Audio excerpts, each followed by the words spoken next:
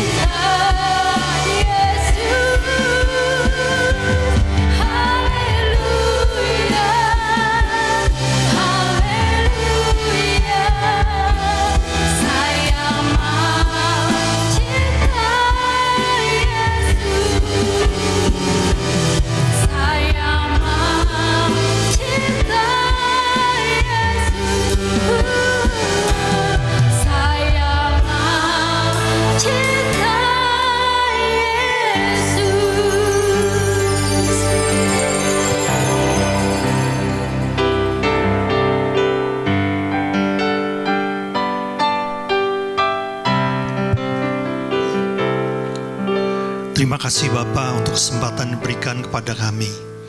Kami bisa memuji, menyembah Raja di atas segala Raja. Saatnya Bapa Engkau memberkati kami dengan firman-Mu, jamah hati kami oleh Roh-Mu, supaya hati ini bisa menjadi tanah yang subur, yang ditanami oleh firman-Mu, bertumbuh dan berbuah lebat dalam kehidupan kami. Serahkan acara ini dalam tangan-Mu. Di dalam nama Yesus Kristus. Sama-sama kita katakan amin. Silakan duduk Bapak Ibu. Shalom. Haleluya. Gimana kabarnya? Puji Tuhan. Ya, tidak terpengaruh dolar kan ya, saudara? Ya, ini saat yang baik kalau saudara punya dolar dirupiahkan saja. Kemarin saya sudah tukar dolar saya, tapi nggak ada yang mau mengganti. Saudara, mari kita langsung melihat dari 2 Korintus pasal 4, mulai ayat yang ke-7 sampai ke-10. 2 Korintus pasal 4 mulai ayat ke-7. Bunyinya demikian, tetapi harta ini kami punyai dalam bejana tanah liat, supaya nyata bahwa kekuatan yang melimpah-limpah itu berasal dari Allah, bukan dari diri kami. Perhatikan ayat selanjutnya. Dalam segala hal kami ditindas, namun tidak terjepit. Kami habis akal, namun tidak putus asa. Kami dianiaya, namun tidak ditinggalkan sendirian. Kami dihempaskan, namun tidak binasa. Kami senantiasa membawa kematian Yesus dalam tubuh kami, supaya kehidupan Yesus juga menjadi nyata di dalam tubuh kami. Saudara, ini adalah sepotong tulisan dari Paulus kepada anak-anak rohaninya yang tinggal di Korintus. Ada sebuah tujuan yang mulia. Kenapa Paulus menulis surat ini kepada jemaat di Korintus? Karena dia mau agar anak-anak rohaninya menjadi pribadi seperti yang Yesus kehendaki. Nah, sebetulnya potongan dari tulisan ini hanya berisi 2 maksud saja ya. Jadi ada 2 maksud kenapa Paulus menulis surat itu. Yang pertama, Paulus mau bilang kepada anak-anak rohaninya bahwa perjalanan hidup mengikut Yesus tidaklah selalu mudah. Bahkan ada masa-masa sulit yang harus dihadapi. Saudara, ini sebuah pengajaran yang diberikan kepada orang-orang Kristen pada zaman itu. Dan kalau saudara suka membaca tulisan-tulisan Paulus, maka sebetulnya informasi semacam ini ditulis berulang-ulang.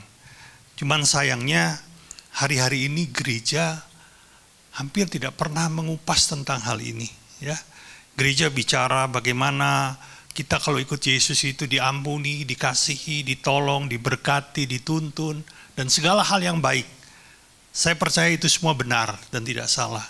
Tapi itu nggak lengkap loh saudara. Faktanya ada masa-masa sulit yang pasti hadir dalam kehidupan orang percaya.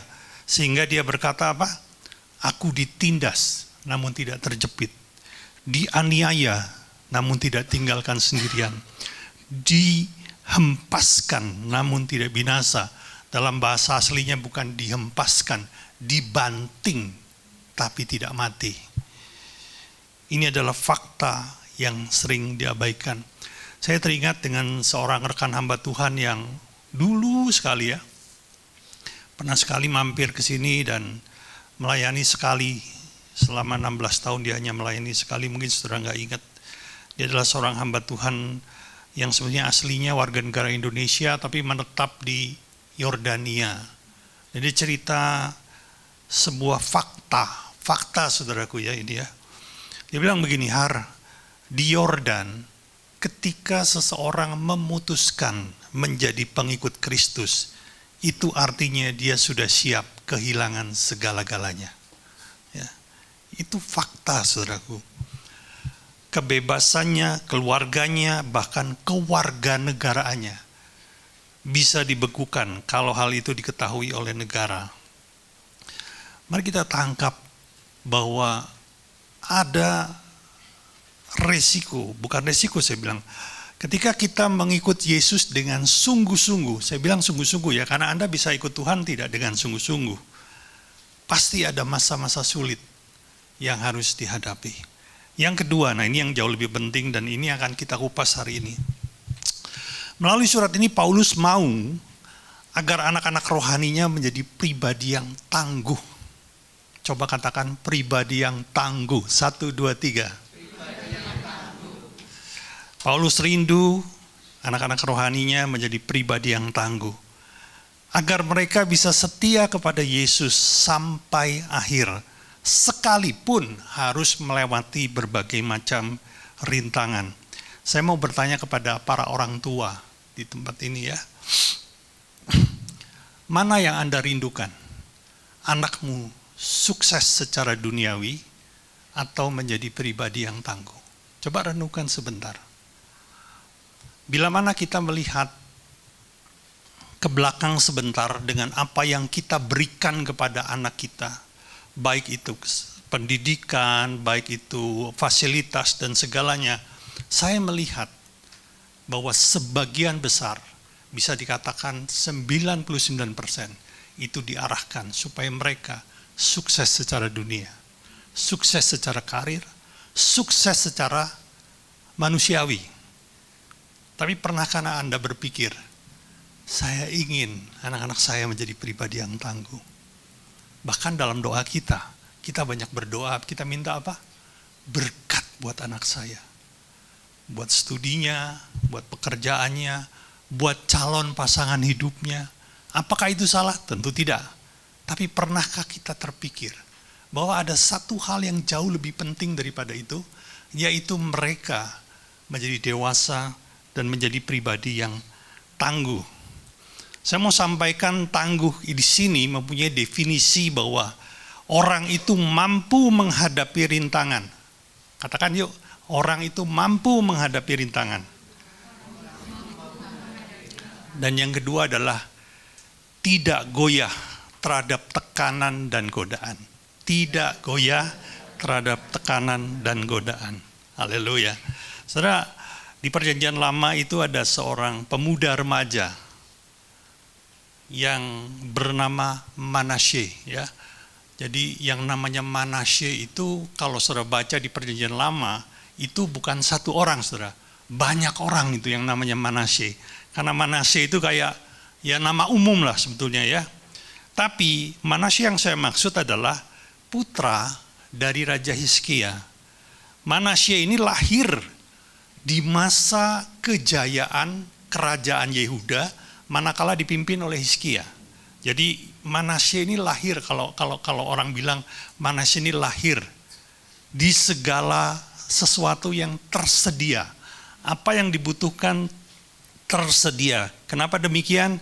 Karena pada masa itu ayahnya menjadi raja yang berhasil sehingga kerajaan Yehuda menjadi kaya, kondisinya aman, dihormati oleh kerajaan-kerajaan tetangga, dan Manasye menikmati semua fasilitas itu. Sampai satu hari terjadi sebuah peristiwa, yaitu Hizkia meninggal. Dan ketika Hizkia meninggal, Manasye berumur 12 tahun. Kalau zaman sekarang itu masih kelas 6 SD, saudaraku.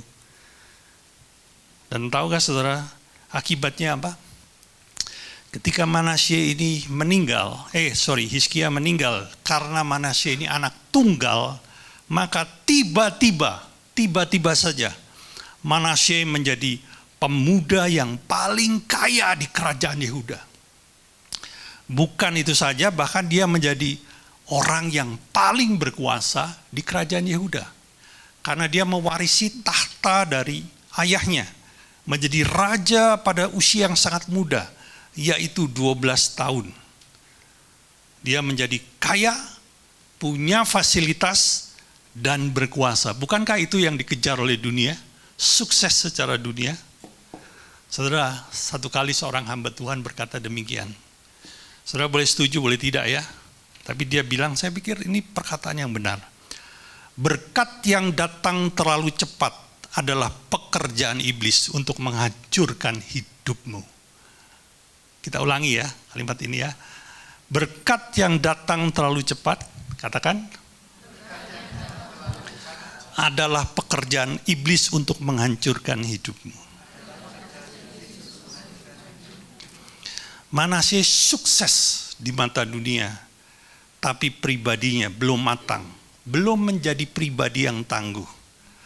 Akibatnya apa? Ketika Manasye menjadi raja, dalam waktu singkat, pejabat-pejabat tinggi yang tidak setia kepada Tuhan mulai memberikan pengaruh-pengaruh yang buruk kepada Manasye. di mana segala sesuatunya sudah dirombak oleh papanya yang bernama Hizkia. Kerajaan Yehuda akibatnya dipulihkan kembali kepada Tuhan. Tapi di masa Manasye, kerajaan Yehuda dirusak kembali oleh dia. Akibatnya apa? Pada masa Manasye memerintah, praktek sihir yang dilarang mulai dilakukan kembali. Bahkan Manasye mengorbankan anaknya sendiri menjadi korban bakaran. Dan salah satu hal yang dipandang paling jahat oleh Tuhan, Manasye mengajak seluruh rakyat Yehuda untuk menyembah Baal, meninggalkan Allahnya. Perhatikan saudara, kerajaan Yehuda yang tadinya ada pada puncak tertinggi di masa Manasye turun ke titik yang terbawah. Bahkan satu ketika kerajaan ini dikalahkan oleh Asyur dan Manasye dijadikan budak tawanan dibawa ke Babel. Manasye punya hal-hal yang dikejar oleh dunia, kaya dan berkuasa. Tapi ada satu hal yang tidak dimiliki Manasye. Apa saudaraku? Dia tidak punya pribadi yang tangguh. Saudara, ini kalau saudara yang suka musik ya, suka nyanyi, saudara pasti kenal dengan orang ini. Tolong tampilkan yang remajanya, foto remajanya. Ada yang tahu nggak nih foto siapa ini? Bisa? Atau ada serangan jahat sehingga tidak bisa muncul. Nah, ya. Siapa? Ya, ini adiknya Caleb ini. Ya. Justin Bieber. Ini foto ketika dia berusia 14 tahun. Ya, imut-imut, lucu, ganteng gitu ya. Dia adalah seorang Kanada, bukan orang Amerika loh, ini orang Kanada. Memulai karirnya sebagai penyanyi remaja, tapi akhirnya karirnya mulai menanjak, lalu bisa memasuki industri musik Amerika, dan akhirnya mendunia pada usia yang sangat muda, 15 tahun, sudah dikenal oleh dunia. Dan sudah tahu, pada usia 20 tahun loh, ya. Caleb ini 25 nih, jadi masih lebih muda dari Caleb. Dia sudah punya kekayaan 200 juta dolar. Itu kalau dirupiahkan 3,6 triliun. 20 tahun pegang duit 3,6 triliun. Bayangkan saudara. Terkenal, punya fasilitas, kaya lagi. Wah, bukankah ini impian dunia? Tapi ada satu hal ya, yang dia belum punya, pribadi yang tangguh. Akibatnya apa? Pada tahun-tahun selanjutnya, Justin mulai terlibat dalam ikatan alkohol, narkotik, seks bebas, kekerasan, bahkan hubungan dengan orang tuanya rusak. Dia terlibat dengan pergaulan yang salah. Semuanya itu hampir memusnahkan, menghancurkan hidupnya. Coba tampilkan foto yang sekarang. Nah, saudara, bisa lihat bedanya? Ini usia 30 tahun. Bukan lagi imut-imut. Udah kayak preman, saudaraku ya. Wajahnya tirus, rusak karena obat-obatan.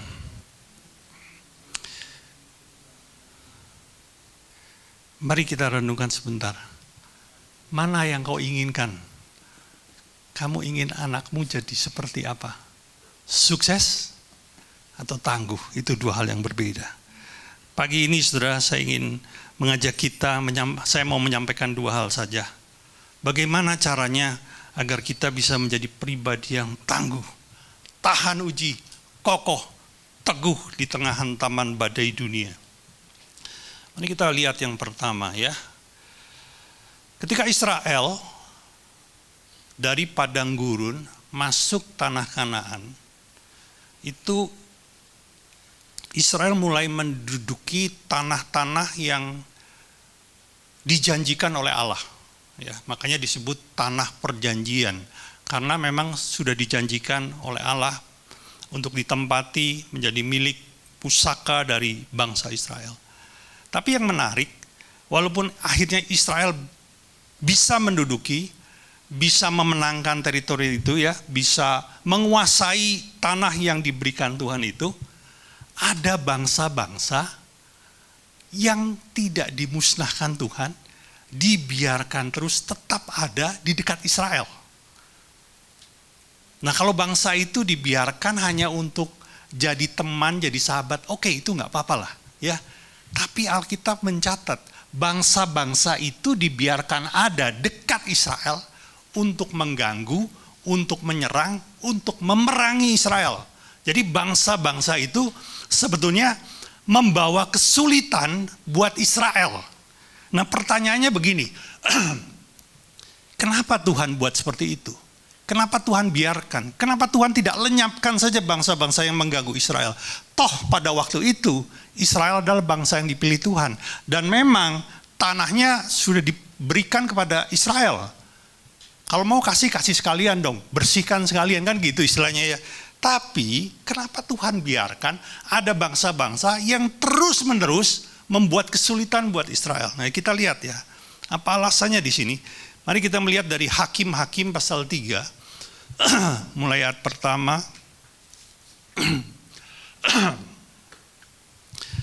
Perhatikan saudara ya, bunyinya begini, inilah bangsa-bangsa yang dibiarkan Tuhan tinggal untuk apa? Mencobai. Mencobai ini bukan hal yang bagus saudara. Ini bicara mengganggu, mengusik, membawa problem atau membawa kesulitan. Dengan perantaraan mereka, yakni semua orang Israel yang tidak mengenal perang Kanaan. Maksudnya apa? Generasi kedua. Generasi pertama adalah generasi yang berperang, yang berebut tanah demi tanah. Nah generasi kedua ini belum pernah berperang. Anak-anaknya, dan mereka mewarisi kemenangan dari orang tuanya, dan mereka harusnya bisa tinggal tenang, hidup nyaman, tapi ternyata Tuhan buat, perhatikan, ini Tuhan sendiri yang membuat, ada bangsa-bangsa yang terus-menerus mengganggu. Nah ayat selanjutnya ini penting saudara, ayat 2. Maksudnya atau tujuannya hanyalah supaya keturunan-keturunan Israel yang tidak mengenal perang yang sudah-sudah, apa saudara? Dilatih berperang. Jadi tujuan Tuhan menghadirkan pengganggu-pengganggu di dekat Israel adalah supaya Israel dilatih berperang. Israel dibentuk menjadi kuat dan tangguh. Melalui apa? Melalui hal-hal yang sukar. Saya mau bilang begini, hal pertama yang akan membuat pribadi kita tangguh adalah apa? Masa sukar adalah alat Tuhan untuk membentuk kita menjadi tangguh. Tidak ada jalan lain, saudaraku. Ini adalah sebuah kebenaran yang tidak kita sukai, karena enggak seorang pun, baik Anda maupun saya loh, kita ini enggak suka masuk ke dalam kesulitan, betul enggak? Kita maunya nyaman, kita maunya ya yang tenang-tenang aja lah, jangan ada masalah. Tapi melalui firman ini Tuhan mau bilang, untuk aku bisa membentuk engkau menjadi tangguh, aku harus hadirkan kesulitan. Tidak ada jalan lain, saudaraku. Hari ini bangsa Israel dikenal sebagai salah satu bangsa yang paling brilian dan jenius dalam berperang, dalam menghadapi teroris. Kenapa bisa seperti itu? Karena memang mereka sudah terlatih untuk itu. Sejarah membuktikan negara yang begitu kecil berulang kali dikeroyok, mereka masih bisa menang loh. Jumlahnya bisa 1:5, 1:6, tapi Israel bisa menang. Itu prestasi atau sebuah hal yang terbentuk oleh karena latihan yang cukup lama. Saudara, kalau engkau mau anak-anakmu tangguh, saya mau bilang begini pagi ini. Jangan singkirkan masalah dari kehidupan anak-anakmu. Jangan, saudara. Kalaupun ada hal yang perlu engkau lakukan, dampingi saja. Ajari anakmu bagaimana caranya menghadapi masalah. Izinkan anakmu belajar berperang. Kalau dikit-dikit nggak boleh, dikit-dikit diprotek, dikit-dikit udah ada ini, papa yang kerjain aja. Ini papa yang hadapi aja. Saudara, Anda sedang melatih mereka ke arah yang salah loh. Haleluya. Saudara, seperti kita tahu ya, karena saya pikir semua udah tahu di sini ya. Ada pelayan Tuhan kita yang kena kanker ya. 1 tahun yang lalu dia terdiagnosa kanker. Ketika saya merenungkan hal ini, apa sih yang salah dari hidupnya? Sudah melayani di gereja ini lebih daripada 10 tahun. Melayani dengan setia, tidak pernah absen kecuali sakit. Menjadi istri yang baik bagi suaminya, cinta Tuhan, dan tidak hidup dalam dosa. Nggak ada yang salah dalam hidupnya, nggak ada saudaraku. Tiba-tiba sakit, diperiksa, ternyata kanker. Lalu dia harus menjalani pengobatan 8 bulan, dia harus kemo. Pengobatan yang menyiksa, muntah, nggak bisa makan, pusing, mudah lelah, dan sebagainya. Coba saudara pikirkan, kenapa Tuhan izinkan ini terjadi? Padahal kalau kita lihat di luar sana, ada banyak orang yang hidup dalam dosa. Sehat-sehat aja tuh. Sampai saya berpikir, kenapa nggak orang itu aja yang sakit? Kok dia yang sakit? Betul nggak? Nggak ada alasan untuk menjadi sakit. Ya. Tapi hari ini beliau sudah sembuh. Dan saya melihat ada satu hal yang berbeda selain kesembuhannya. Beliau menjadi pribadi dengan iman yang lebih kokoh. Mengenal Tuhan lebih intim. Dan menjadi pribadi yang tangguh. Itu terbentuk ketika kita izinkan Tuhan menghadirkan masa sulit dalam hidupmu, dalam hidup saya. Saya mau bilang begini, ketika masa sulit datang dalam hidup kita, tanam dalam hatimu bahwa Tuhan sedang membentuk aku menjadi tangguh. Jangan pikirkan betapa beratnya hidupku Tuhan, betapa rasanya nggak adil saya menerima ini. Itu dibuat Tuhan supaya aku menjadi tangguh. Haleluya. Yang kedua, mari kita lihat Filipi 3 ayat 8.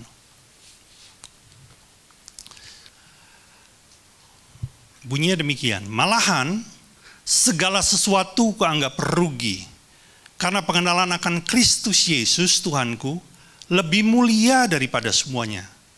Perhatikan kalimat selanjutnya, oleh karena dialah aku telah melepaskan semuanya itu dan menganggapnya sampah, supaya aku beroleh Kristus. Kalau boleh saya rubah menjadi satu bahasa yang sederhana, yang mudah dimengerti. Paulus mau bilang begini kepada anak-anak rohaninya. Aku rela kehilangan segalanya demi memperoleh Yesus. Haleluya.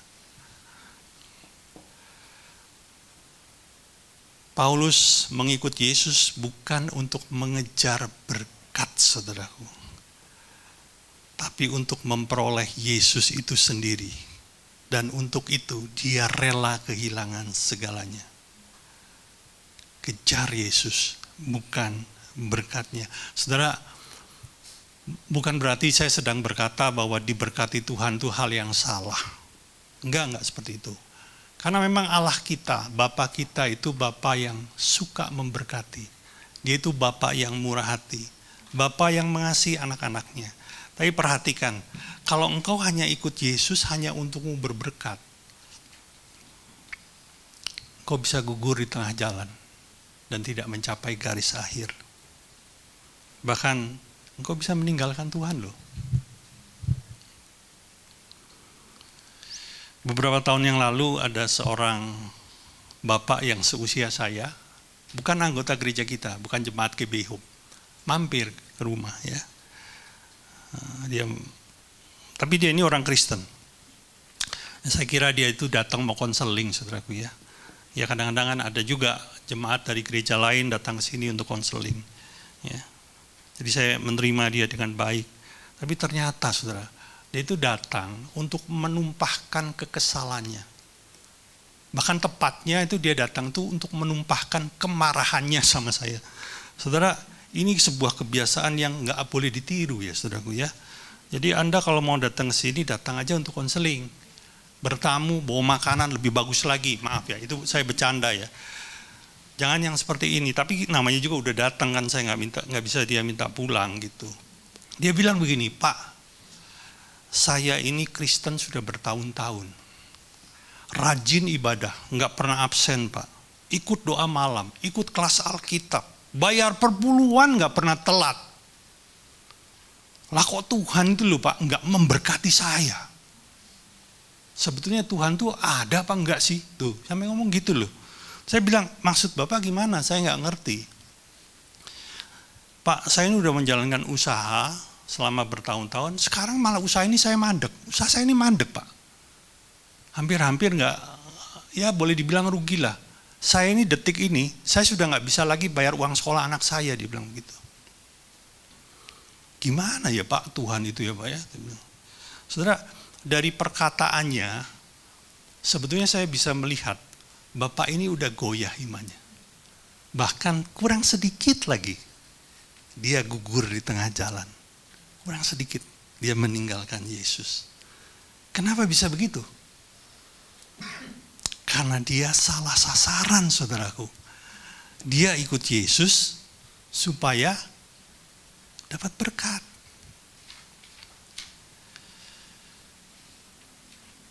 Dan Paulus tidak pernah mengajarkan hal ini. Bahkan Paulus berulang kali menyiratkan bahwa dia tidak mengejar berkat Tuhan. Sekalipun dia tahu Tuhan pasti memberkati dia. Tapi bukan itu tujuannya untuk ikut Yesus. Yang dia kejar adalah Yesus itu sendiri. Nah inilah yang membuat pribadinya menjadi tangguh, saudaraku. Sehingga dia bisa berkata, sekalipun aku harus kehilangan segalanya, aku tetap berjalan maju mengikut Tuhan. Di awal tahun 1900, atau katakan kita mundur 100 tahun ke belakang ya. Saudara, ada sebuah desa kecil di wilayah Meghalaya, namanya desa Assam. Ini wilayah Meghalaya ini ada di dalam negara India, saudaraku. Nah, desa Assam ini didiami oleh suku Garo. Suku Garo itu sebenarnya penduduk asli pribumi wilayah itu. Jadi orang-orangnya semua dari suku Garo, bukan Karo ya. Kalau Karo itu kan dari Sumatera. Ini Garo, saudaraku. Ya. Dan semuanya 100% agamanya Hindu. Sampai satu kali ada seorang misionaris datang ke sana untuk memberitakan Injil. Ya, misionaris itu mulai menyampaikan berita tentang kasih Yesus. Tapi apa yang terjadi? Kepala desa menolak. Lalu menghimpun beberapa penduduk, mengusir si misionaris itu. Bahkan hampir-hampir misionaris itu teraniaya kalau nggak cepat-cepat pergi gitu loh. Jadi misionaris itu harus pergi.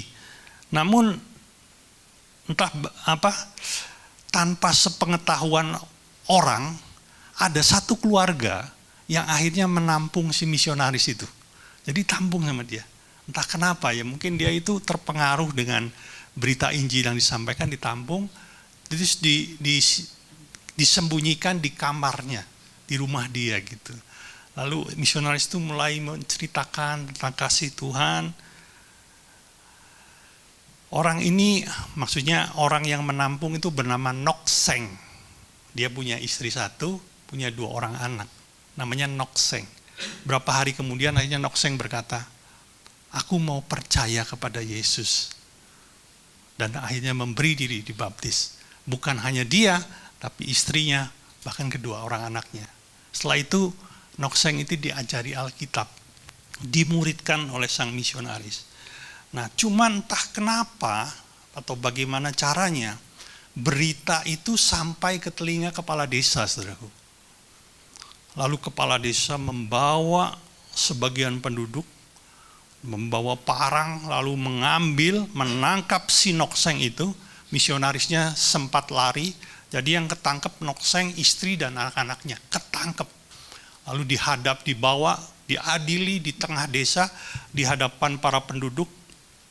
Dan akhirnya kepala desa bilang begini, aku beri engkau kesempatan untuk kembali menyembah dewa yang sudah kita sembah ratusan tahun. Mereka kan agama Hindu kan punya banyak dewa ya. Terus Nok-seng bilang, Nok-seng menolak. Enggak. Dan apa yang dibuat kepala desa? 2 orang anaknya dibunuh di depan mata dia. Lalu untuk kedua kalinya, Nok-seng ditawari lagi. Aku kasih kesempatan.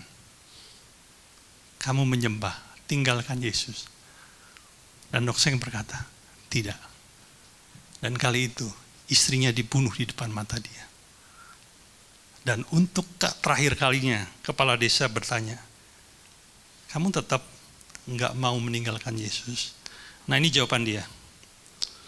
Aku sudah putuskan memilih Yesus. Tidak ada jalan untuk kembali. Dan Nok-seng pun dibunuh. Tapi saudara tahu apa yang terjadi setelah itu? Kematian Nok-seng dan keluarganya ini ternyata sangat membekas di hati kepala desa. Kepala desa itu berpikir, apa sih yang buat dia itu begitu setia kepada Yesus? Bahkan rela kehilangan nyawa. Akhirnya dia mulai membaca satu Alkitab yang ditinggal oleh si misionaris. Dan dia mulai baca. Dan sudah tahu, tidak berapa lama, kepala desa itu juga menjadi pengikut Kristus. Dan akhirnya seluruh penduduk desa menjadi pengikut Kristus. Lalu dari kisah ini, lahirlah sebuah lagu. Kunci A coba, kunci A. Ini kalau saya bisa nyanyiin ya. I have decided to follow Jesus. I have decided to follow Jesus. I have decided to follow Jesus. No turning back, no turning back. Saudara pasti tahu lagu ini ya. Ada versi Indonesia juga. Paulus berkata apa? Kejar Yesus, jangan berkatnya. Oleh karena itu dia bisa berkata, aku ditindas namun tidak terjepit. Aku habis akal namun tidak putus asa. Dianiaya namun tidak ditinggalkan sendirian. Dihempaskan namun tidak binasa. Tidak ada satupun yang bisa menghentikan langkah Paulus untuk mengikut Yesus. Yesus, karena Paulus menjadi pribadi yang tangguh. Di akhir hidupnya, dia menulis surat kepada putra rohaninya yang bernama Timotius. Dan sepotong dari surat itu saya mau bacakan kepada saudara. Paulus bilang begini, aku telah mengakhiri pertandingan yang baik. Aku telah mencapai garis akhir. Dan aku telah memelihara iman. Haleluya. Saya berdoa, tidak ada satupun dari kita yang gugur di tengah jalan. Kita menjadi pribadi yang tangguh. Dan bisa berkata, aku telah mengakhiri pertandingan hidupku dengan baik. Mencapai garis akhir dan memelihara iman. Ayo kita nyanyikan lagu itu, kunci A. I have decided to follow Jesus. I have decided to follow Jesus. I have decided to follow Jesus. No turning back, no turning back. The world behind me, the cross before me, the world behind me, cross before me, the world behind me, the cross before me, no turning back. Though none go with me, I still will follow. Though none go with me, I still. Though none go with me, no turning back, no turning back. Bapa di surga, kami bersyukur kepadamu. Engkau adalah Allah yang murah hati, yang selalu memberkati kehidupan kami. Tapi Engkau juga Allah yang rindu kami bisa menjadi pribadi-pribadi yang tangguh. Oleh karena itu Tuhan, kami mengaku kepadamu pagi ini, kami bersedia untuk menjadi pribadi yang tangguh. Tuntun kami, mampukan kami. Sekalipun rintangan, kesulitan, badai menghadang kehidupan kami, tidak akan pernah kami lepaskan Yesus untuk selama-lamanya. Bahkan sekalipun kami harus kehilangan sesuatu yang sangat kami cintai dalam hidup ini, Engkau tetap yang kami kejar. Terima kasih Bapa untuk pagi ini. Terima kasih. Pagi ini kita juga akan menerima perjamuan kudus, saudara-saudara. Mari saya memberi waktu sejenak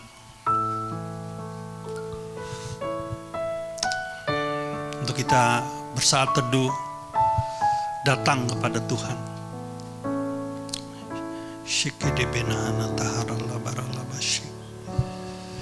Yes, Lord. I have decided to follow Jesus. I have decided to follow Jesus. Para pelayan Tuhan bisa membagikan perjamuan. No turning back, no turning back. I have decided to follow Jesus. I have decided to follow Jesus. I have decided to follow Jesus. No turning back, no turning back.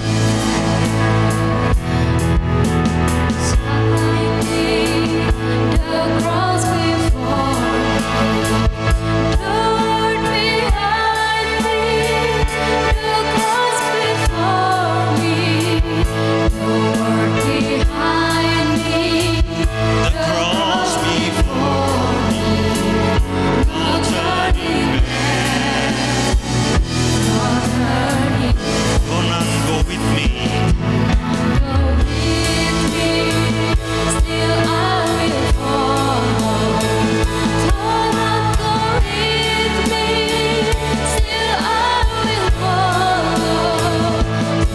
Don't go with me, still I will follow.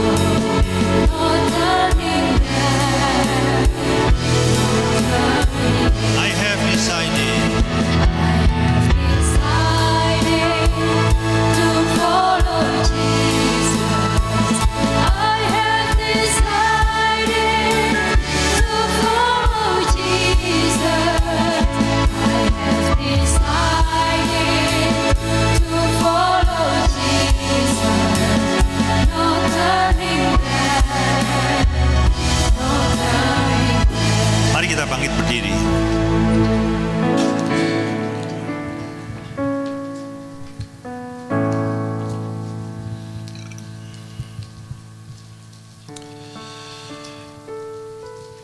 Haleluya.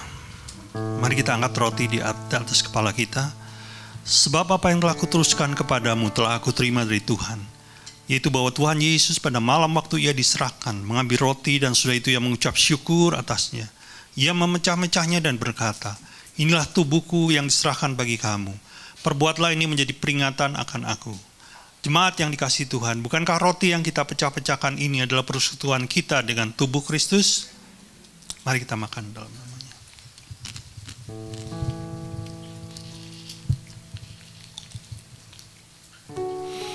Mari kita angkat cawan di atas kepala kita.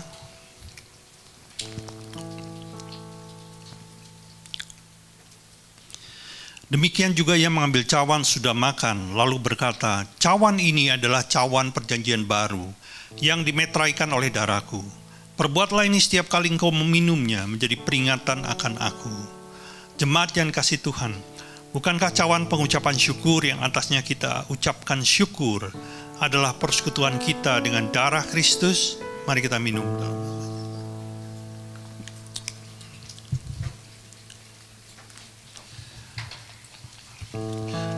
I have decided to follow Jesus. I have decided to follow Jesus. I have decided to follow Jesus. No turning back. No turning no turning back, no turning back. No turning back, no turning back, no turning back, no turning back. Apa kami bersyukur buat pengorbananmu di atas kayu salib. Syukur buat ibadah, bersyukur buat firman-Mu pagi ini. Segala puji hormat hanya bagimu dalam nama Yesus. Silakan duduk Bapak Ibu, kita mendengarkan pengumuman.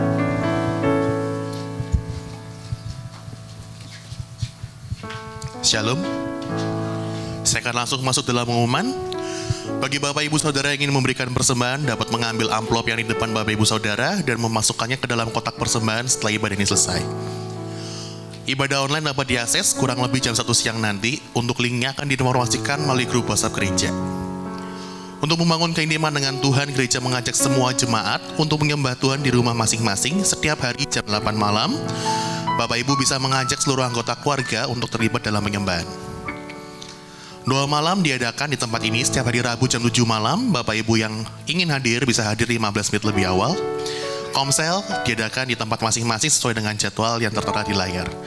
Itu aja untuk pengumuman. Saya undang Bapak Ibu jemaat untuk bangkit berdiri. Kita akan menutup ibadah dengan berdoa. Tuhan Yesus yang baik, kami sungguh bersyukur atas kebaikan-Mu, atas kemurahan-Mu.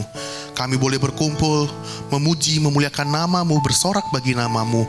Terlebih kami juga bisa mendapatkan firman-Mu yang berharga pagi ini Tuhan. Biarlah firman yang kami terima bisa berakar, bertumbuh kuat dalam hidup kami, menjadi rema dalam hidup kami. Kami juga berdoa bagi Bapak Gembala kami yang menyampaikan firman-Mu. Berkatilah penggembalaannya, kesehatannya, pelayanannya, sehingga melalui hidupnya semakin banyak jiwa-jiwa yang mengenal-Mu Tuhan. Berkati juga keluarga, istri, serta anak-anaknya Tuhan. Kami juga bawa seluruh pelayan Tuhan yang melayani, baik itu WL, pemain musik, guru sekolah minggu, semuanya Tuhan. Biarlah kami semua melayani-Mu hanya untuk kemuliaan nama-Mu saja. Kami juga bawa seluruh jemaat GBI Hope, baik yang hadir hari ini maupun yang belum bisa hadir. Engkau yang menyertai setiap kami, setiap apapun yang kami perbuat dalam hidup kami, sehingga kami bisa terus menerangi, membawa sinar-Mu, membawa kemuliaan-Mu bagi orang-orang sekitar kami, sehingga orang-orang sekitar kami bisa melihat bahwa Engkau Yesus adalah Tuhan Raja kami. Pakailah kami selalu biar kami bisa menjadi alat-Mu dalam hidup kami sehari-hari. Kami juga bawa lingkungan kami, keluarga, masyarakat, bahkan negara ini Tuhan. Kami rindu Engkau melawat Indonesia, kami rindu Engkau menolong Indonesia. Curahkan hujan pertobatan untuk negeri ini. Lawat juga para pemimpinnya, baik itu dari presiden, para menteri, semuanya Tuhan. Engkau yang berikan mereka hati seperti pemimpin, yang memberikan keputusan-keputusan terbaik hanya bagi rakyatnya saja Tuhan. Kami juga berdoa bagi persembahan kami, biarlah kami bisa memberi dengan hati yang tulus, dan persembahan ini dipergunakan untuk memerlebar kerajaan-Mu di muka bumi. Terima kasih Tuhan. Sebentar kami akan pulang. Kami siap untuk menerima berkat daripadamu. Mari kita angkat tangan kita. Diberkatilah engkau berlimpah-limpah dengan segala yang terbaik dari Allah Bapa, kasih-Nya yang sempurna dalam Yesus Kristus, serta kekuatan, pertolongan, dan penghiburan dari Roh Kudus memampukan engkau untuk hidup di dalam segenap kehendak Allah. Kita yang sudah menerima semuanya itu, sama-sama kita katakan amin. Selamat siang, Tuhan memberkati.